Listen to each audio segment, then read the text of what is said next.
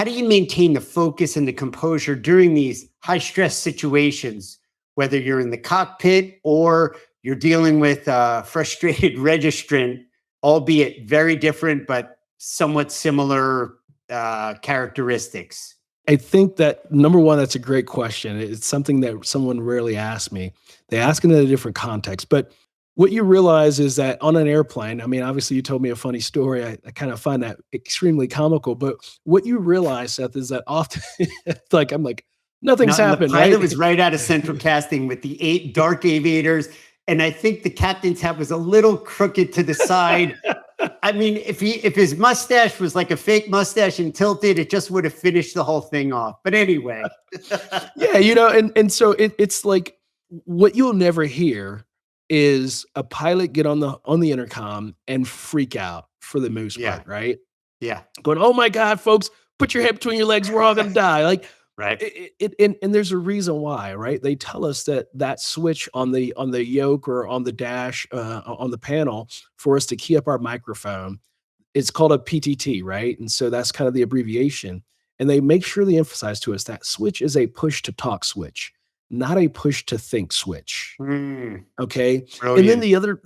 the other piece is, so when you have that emergency happen in the airplane, the captain's going to calmly come over the radio. Ladies and gentlemen, this is your captain speaking. I'd like to just let you all know we've got a minor engine indication. We're dealing with an engine issue up here up front. If you wouldn't mind, just remain calm. Your flight attendants in the back of the airplane, they'll be handling the situation. They're there for your safety. We got everything under control. We're going to be planning to divert the aircraft. We'll be landing in the next 25 minutes at Du Bois, wherever, right? Colorado And so, Springs. right. And so it's very calm and very to the point, very matter of fact.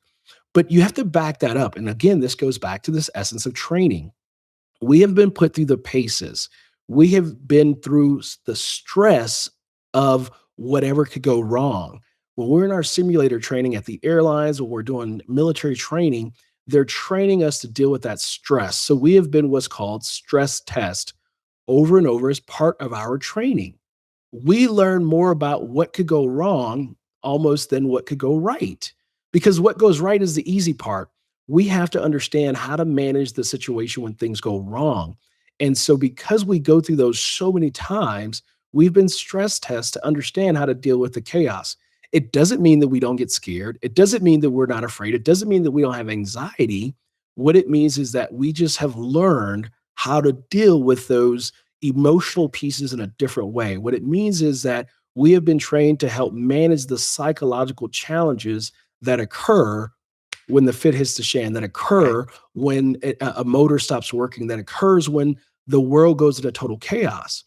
And we've likely all heard of that statement. You don't rise to the occasion. You fall to the level of what you're training.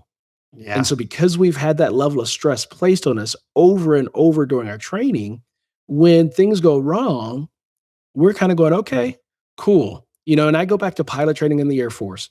We would do these things almost every day, was called stand-ups. And a stand-up was you come in the morning, they give you a scenario. They would say, okay, Lieutenant Harris, you have the aircraft.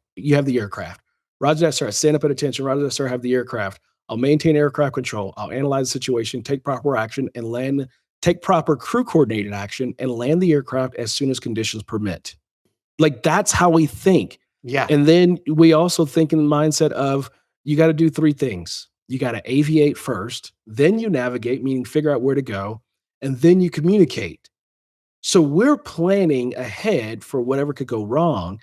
And again, this all goes back to our training. What is your training program that prepares you to understand how to react and or respond when the chaos comes?